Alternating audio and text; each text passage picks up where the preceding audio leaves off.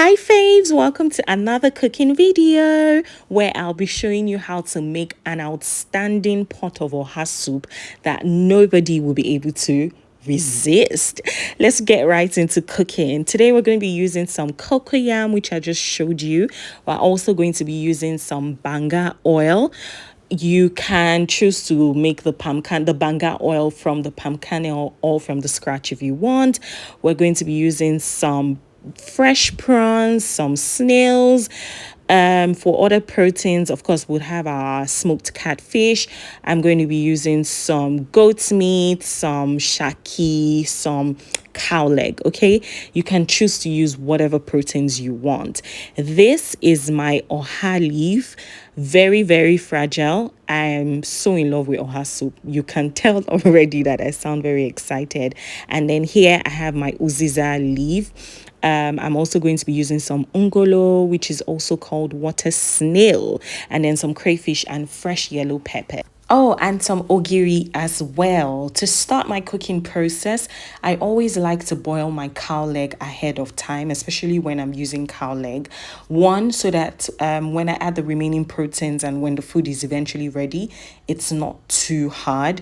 And then I'm not exactly one who fancies the initial broth or water from the cow leg when it's being boiled, so I try to boil ahead of time and take that out before adding the other things.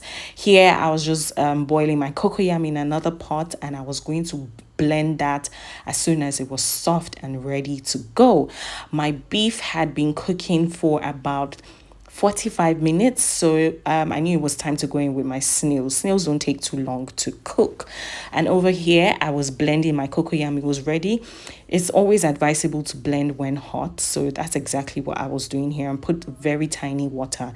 And this is a texture that you want. Don't put too much water so that it still serves the purpose of which it's going into the soup for, which is a thickener.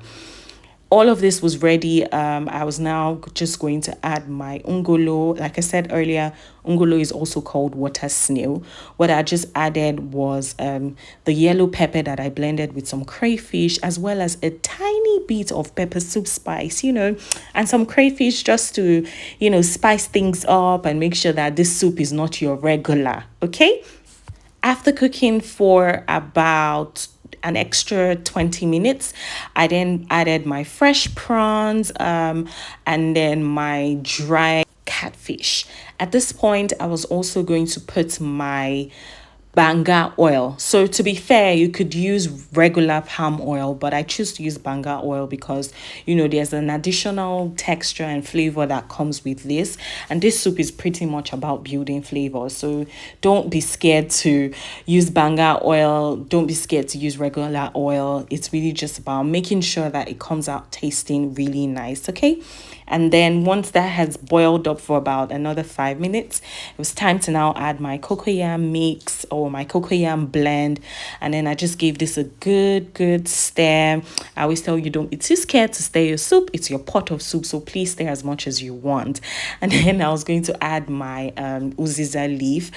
Ideally you can put this earlier than this if you want, but I chose to put it at this point because it's not too hard and it's not too soft, so you don't want it to entirely melt in the soup, while of course wanting to put it a little earlier so that it can release its own flavor into the soup.